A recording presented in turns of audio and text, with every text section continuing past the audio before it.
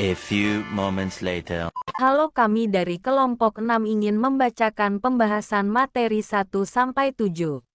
Nama saya Regina Putri Astuti dengan NIM 23602026. Dan teman saya Nur Hikmah Idris dengan NIM 23602016.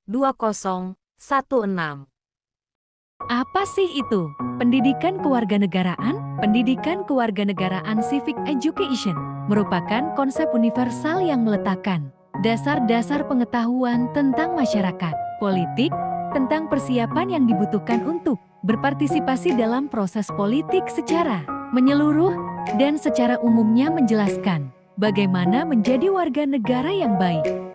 Landasan hukum dan filosofi pendidikan kewarganegaraan. Pertama, ada 3 landasan hukum pendidikan kewarganegaraan yaitu Undang-Undang Dasar 1945, Undang-Undang Nomor ke-20 Tahun 1982,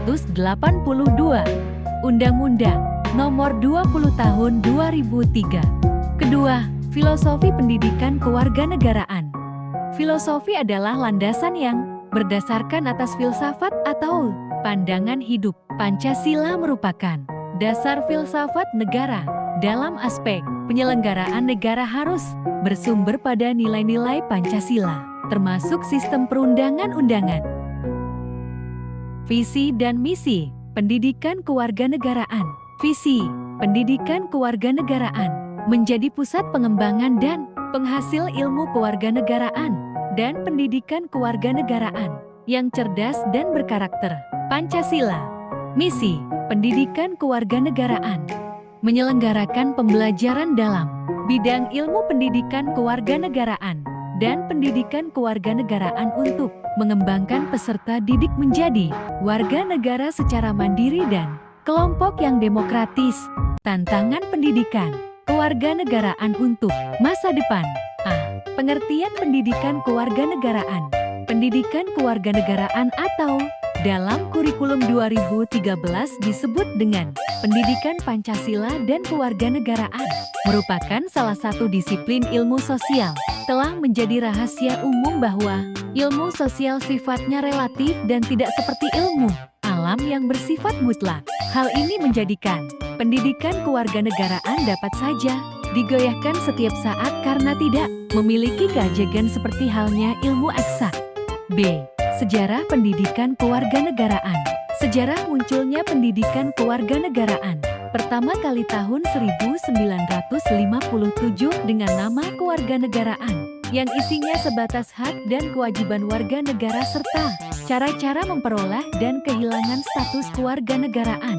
Sejak munculnya Orde Baru, isi mata pelajaran ini hampir seluruhnya dibuang karena dianggap tidak sesuai lagi dengan tuntutan yang sedang berkembang pada kurikulum ke-196. Mata pelajaran ini muncul dengan nama Kewarganegaraan Negara. C. Pendidikan kewarganegaraan masa depan kemasyarakatan. Pengembangan pendidikan kewarganegaraan ke depan diharapkan dapat berorientasi atau terpusat pada terbentuknya masyarakat sipil, civil society dengan cara memperdayakan warga negara melalui proses pendidikan. Melalui proses pendidikan setiap warga negara diajarkan bagaimana cara berperan secara aktif dalam sistem pemerintahan yang demokratis. D. Tantangan pendidikan kewarganegaraan di masa depan. Pendidikan kewarganegaraan dimaksudkan untuk membentuk peserta didik menjadi manusia yang memiliki rasa kebangsaan dan cinta tanah air. Selanjutnya, pendidikan kewarganegaraan di lingkup sekolah juga mengembangkan misi sebagai pendidikan bela negara, pendidikan multikultural, pendidikan lingkungan hidup, pendidikan hukum, dan pendidikan anti korupsi di zaman serba digital ini akan lebih mudah mengajarkan ilmu dan materi pendidikan kewarganegaraan dengan sarana internet. Esensi dan urgensi identitas nasional sebagai salah satu determinan pembangunan bangsa dan karakter. A. Konsep dan urgensi identitas nasional.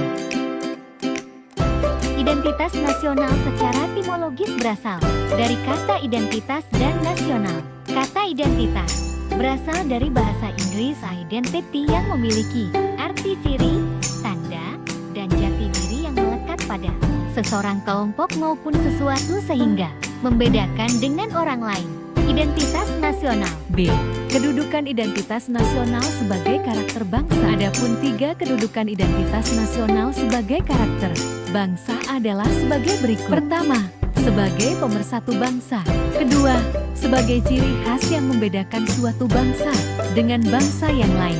3. Sebagai pegangan atau landasan bagi suatu negara untuk berkembang atau mewujudkan potensi yang dimilikinya. C. Hakikat identitas nasional.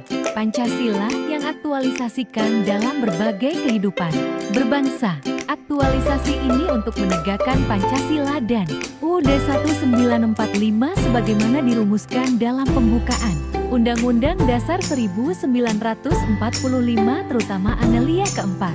Hakikat identitas nasional Indonesia ialah filsafat negara yaitu Pancasila dan konstitusi, yaitu negara Undang-Undang Dasar 1945 yang teraktualisasi dan tercermin ke dalam kehidupan berbangsa dan bernegara.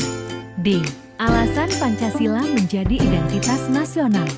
Sebagai kepribadian bangsa yang dapat mendorong bangsa Indonesia agar tetap berjalan sesuai role-nya tetapi tidak melawan arus globalisasi melainkan bangkit menjadi lebih cermat dan bijak dalam menjalani dan menghadapi tantangan dan peluang yang ada. Pancasila sebagai identitas nasional juga karena bangsa Indonesia salah satu dari masyarakat internasional yang punya sejarah dan prinsip yang berbeda dengan bangsa-bangsa lain. E. Faktor pembentuk identitas nasional. Pertama, faktor primordial. Kedua, faktor sakral. Ketiga, tokoh kepemimpinan. Keempat, Bhinneka Tunggal Ika. Kelima, sejarah persepsi. Keenam, perkembangan ekonomi. F. Bentuk identitas nasional Indonesia. Pertama, bahasa nasional atau bahasa persatuan. Kedua, bendera negara Sang Merah Putih. Ketiga, lagu kebangsaan Indonesia Raya. Keempat, lambang negara Pancasila. Kelima, semboyan negara yaitu Bhinneka Tunggal Ika. Keenam, dasar falsafah negara Pancasila. Ketujuh, dasar hukum negara Indonesia Undang-Undang Dasar 1945. Kedelapan, konsepsi wawasan Nusantara. Kesembilan, kebudayaan daerah sebagai kebudayaan nasional. G. Pancasila sebagai kepribadian dan identitas nasional Indonesia. Bangsa Indonesia salah satu bangsa dari masyarakat internasional dan memiliki sejarah dan juga prinsip yang berbeda dengan negara lain. Para pendiri negara menyadari pentingnya dasar filsafat lalu mereka meletakkan dasar filsafat bangsa dan negara, yaitu BPUPKI. Kemudian dasar filsafat tersebut muncul suatu prinsip dasar filsafat negara yaitu Pancasila sebagai dasar filsafat dan bangsa negara Indonesia pada hakikatnya bersumber nilai budaya dan keagamaan yang dimiliki oleh bangsa Indonesia. Hari, argumen tentang dinamika dan tantangan identitas nasional. Tantangan mengembangkan identitas nasional terletak pada pikiran dan sikap yang terbuka untuk menghormati keanekaragaman, pendorong demokrasi yang partisipatif, memperkuat penegakan hukum, serta memajukan solidaritas terhadap mereka yang lemah atau korban, di mana negeri Indonesia adalah suatu ruang publik sebagai tempat kita hidup bersama.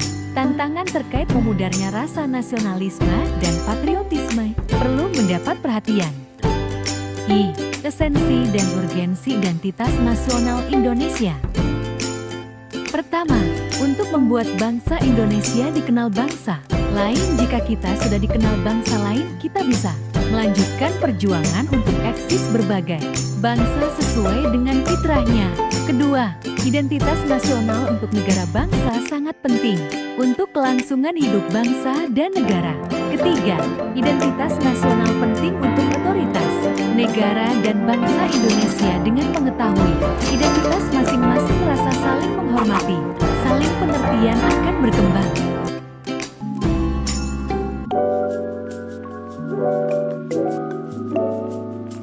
Identitas nasional berasal dari dua kata, yaitu identitas dalam bahasa Inggris, identity, berarti ciri-ciri atau kekhasan seseorang, misal kartu tanda penduduk, KTP, ID card, surat izin mengemudi, kartu pelajar maupun kartu mahasiswa.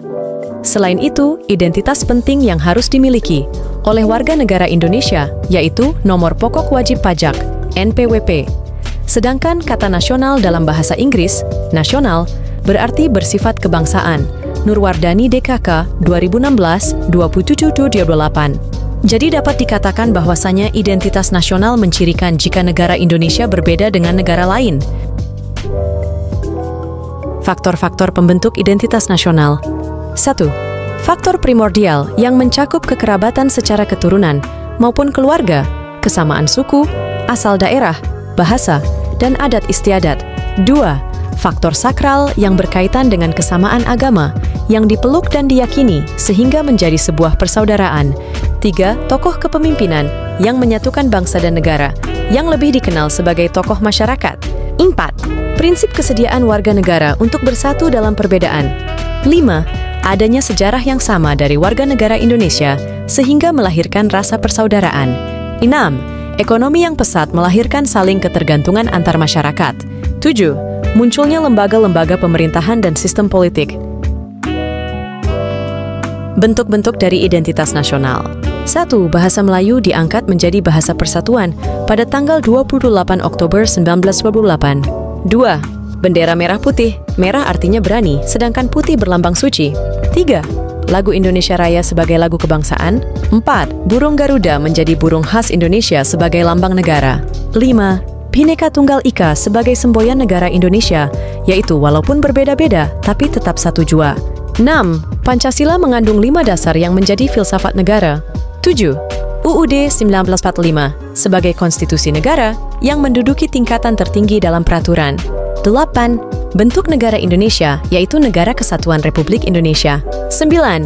Konsep wawasan Nusantara menjadi cara pandang masyarakat yang beragam. 10. Kebudayaan daerah menjadi wujud cinta pada tanah air dengan tetap melestarikan produk lokal. Pancasila sebagai identitas nasional Indonesia. Budaya dapat membentuk identitas suatu bangsa melalui proses inkulturasi dan akulturasi. Salah satu definisi kebudayaan adalah suatu desain untuk hidup yang merupakan suatu perencanaan, dan sesuai dengan perencanaan itu, masyarakat mengadaptasikan dirinya pada lingkungan fisik, sosial, dan gagasan.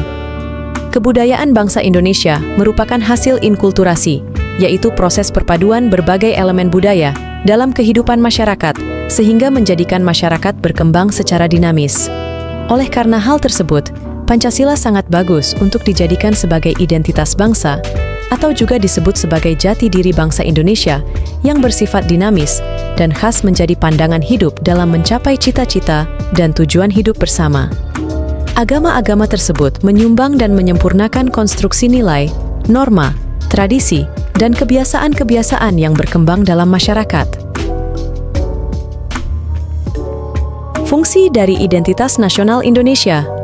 Ada 5 fungsi identitas negara, yaitu 1. Memperkuat rasa kebanggaan.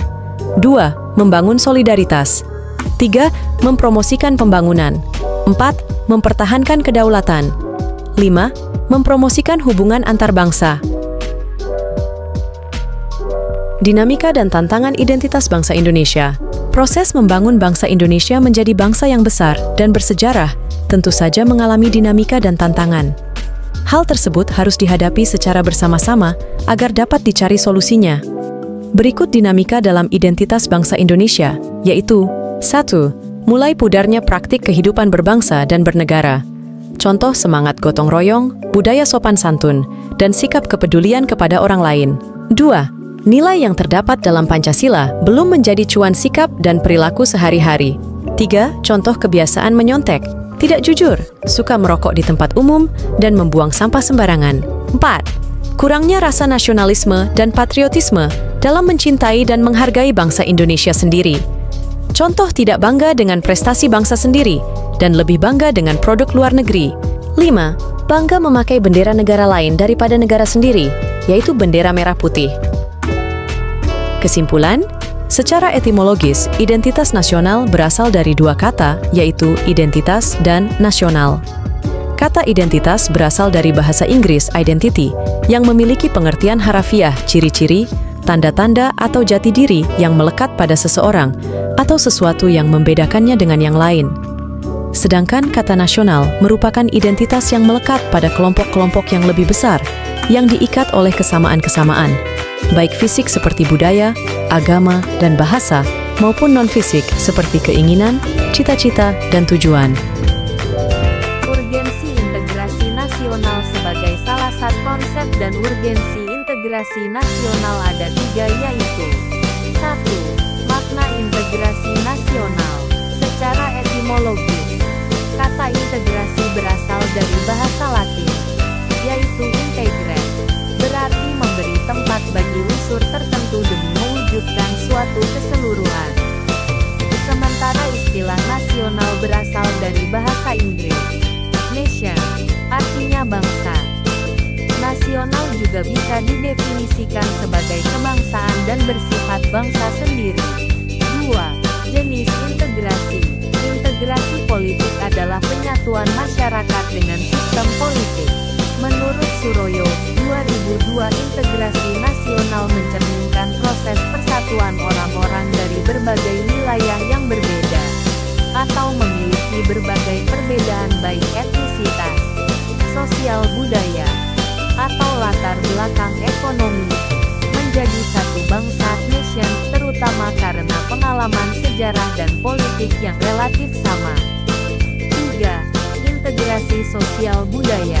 Integrasi sosial budaya. Integrasi ini merupakan proses penyesuaian unsur-unsur yang berbeda dalam sehingga menjadi satu kesatuan.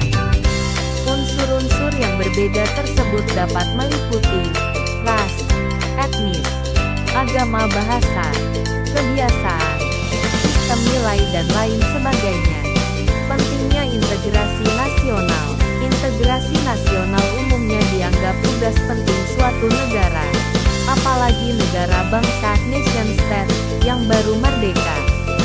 Menurut Miron Weiner dalam Surbakti 2010 dalam Negara Merdeka, faktor pemerintah yang berkeabsahan, legitimate, merupakan hal penting bagi pembentukan negara bangsa. Hal ini disebabkan tujuan negara hanya akan dapat dicapai apabila terdapat suatu pemerintah yang mampu menggerakkan dan mengarahkan seluruh potensi masyarakat agar mau bersatu dan bekerja bersama. Tantangan dalam membangun integrasi. Dalam upaya mewujudkan integrasi nasional Indonesia, tantangan yang dihadapi datang dari dimensi horizontal dan vertikal. Dalam dimensi horizontal, tantangan yang berakar pada perbedaan suku, agama, ras, dan geografi. Sedangkan dalam dimensi vertikal, tantangan yang ada adalah berupa celah perbedaan antara elit dan massa, di mana latar belakang pendidikan kekotaan menyebabkan kaum elit berbeda dari massa yang cenderung berpandangan tradisional. Di era globalisasi, tantangan itu ditambah oleh adanya tarikan global di mana keberadaan negara-negara sering dirasa terlalu sempit untuk mewadahi tuntutan dan kecenderungan global. Dengan demikian keberadaan negara berada dalam dua tarikan sekaligus, yaitu tarikan dari luar berupa globalisasi yang cenderung mengabaikan batas-batas negara bangsa, dan tarikan dari dalam berupa kecenderungan menguatnya ikatan-ikatan yang sempit seperti ikatan etnis, kesukuan, atau kedaerahan.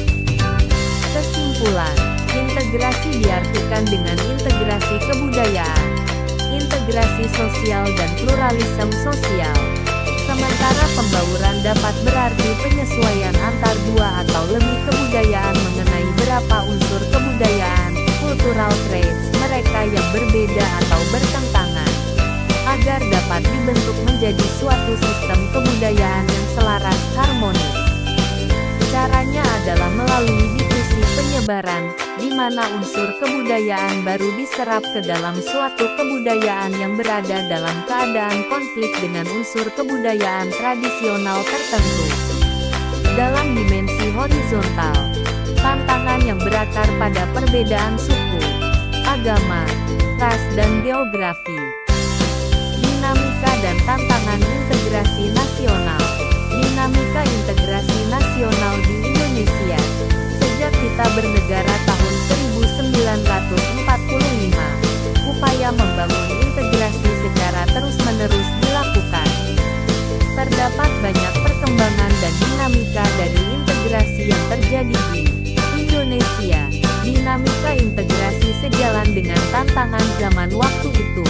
Dinamika itu bisa kita contohkan peristiwa integrasi berdasar 5 jenis integrasi sebagai berikut. 1. Integrasi bangsa. 2. Integrasi wilayah. 3. Integrasi nilai. 4. Integrasi elit massa. 5. Integrasi tingkah laku perilaku integratif. Tantangan dalam membangun integrasi. Dalam upaya mewujudkan integrasi nasional Indonesia, tantangan yang dihadapi datang dari dimensi horizontal dan vertikal. Dalam dimensi horizontal, tantangan yang ada berkenaan dengan pembelahan horizontal yang berakar pada perbedaan suku, agama, ras, dan geografi. Sedangkan dalam dimensi vertikal, tantangan yang ada adalah berupa celah perbedaan antara elit dan massa, di mana latar belakang pendidikan perkotaan menyebabkan kaum elit berbeda dari massa yang cenderung berpandangan tradisional. Upaya mengatasi masalah tantangan. Untuk dapat mengatasi tantangan dan permasalahan dalam upaya memelihara persatuan dan kesatuan bangsa memerlukan kesadaran individu maupun kesadaran bersama atau kolektif. Secara individual, masing-masing kita harus memiliki kesadaran bahwa ada perbedaan di antara kita. Kesadaran bahwa kita beda, lalu diteruskan melalui dialog lewat interaksi sosial untuk bisa saling memberi dan saling menerima dalam kesetaraan. Lewat kesadaran individual masing-masing kita mencoba untuk mencari dan merumuskan kesepakatan-kesepakatan sosial tanpa harus kehilangan jati diri, karakteristik masing-masing, ego dan superego untuk selalu berkuasa dan ingin tampil terbaik akan terakomodasi melalui kesepakatan sosial yang terbangun. Pencerahan individu ini dapat dilakukan melalui penyingkiran sumber derita dari keterasingan, adanya keinginan yang berlebihan, loto, nafsu atau dorongan. Hal ini memang sangat filosofis dan mengacu pada alaran dan nilai agama. Kesimpulan, integrasi berasal dari bahasa Inggris, integration, yang berarti kesempurnaan atau keseluruhan. Integrasi nasional adalah usaha dan proses mempersatukan perbedaan-perbedaan yang ada pada suatu negara sehingga terciptanya keserasian dan keselarasan secara nasional. Seperti yang kita ketahui, Indonesia merupakan bangsa yang sangat besar baik dari kebudayaan ataupun wilayahnya. Di satu sisi hal ini membawa dampak positif bagi bangsa karena kita bisa memanfaatkan kekayaan alam Indonesia secara bijak atau mengelola budaya-budaya yang melimpah untuk kesejahteraan rakyat.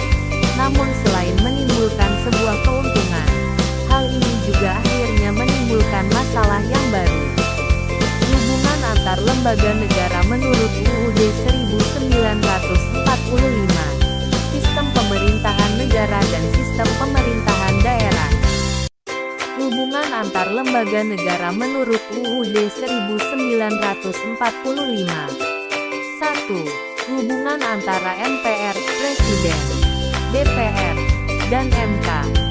Hubungan antara MPR, Presiden, DPR, dan MK terlihat dalam proses pemberhentian Presiden dan Wakil Presiden. Presiden dan Wakil Presiden dapat diberhentikan MPR dalam masa jabatannya menurut UUD atas usul DPR.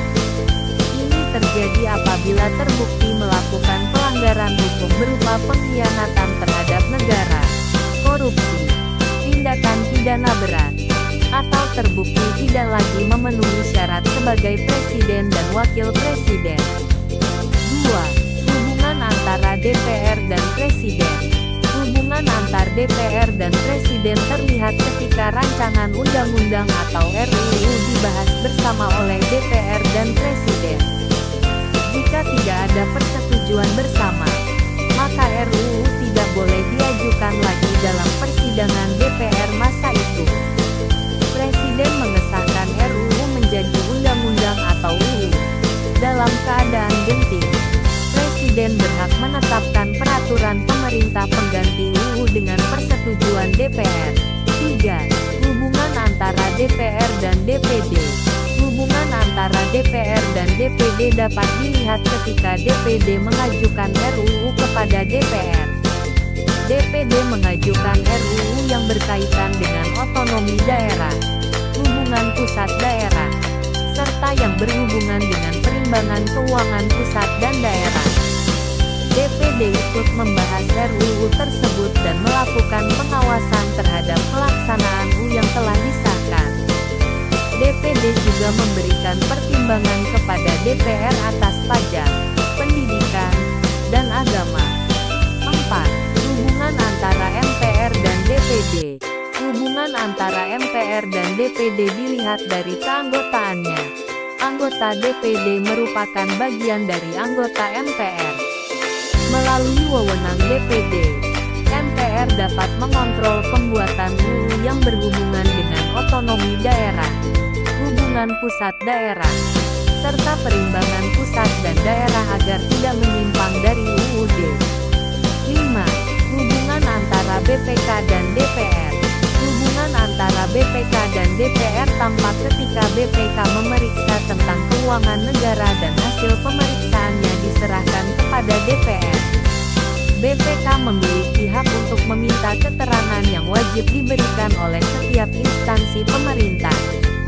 Hubungan antara MA, DPR, dan Presiden. Hubungan antara MA, DPR, dan Presiden dapat dilihat dalam pengangkatan calon hakim agung MA. Calon hakim agung MA diusulkan oleh Komisi Yudisial kepada DPR. Kemudian dilanjutkan untuk ditetapkan oleh Presiden. 6.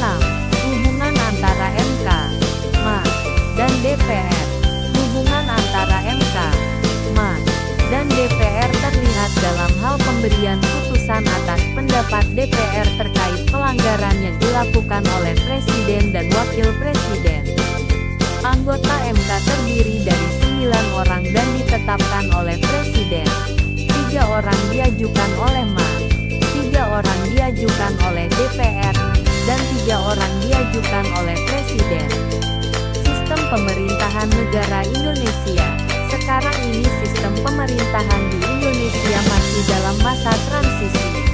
Sebelum diberlakukannya sistem pemerintahan baru berdasarkan UUD 1945 hasil amandemen keempat tahun 2002. Sistem pemerintahan Indonesia masih mendasarkan pada UUD 1945 dengan beberapa perubahan seiring dengan adanya transisi menuju sistem pemerintahan yang baru.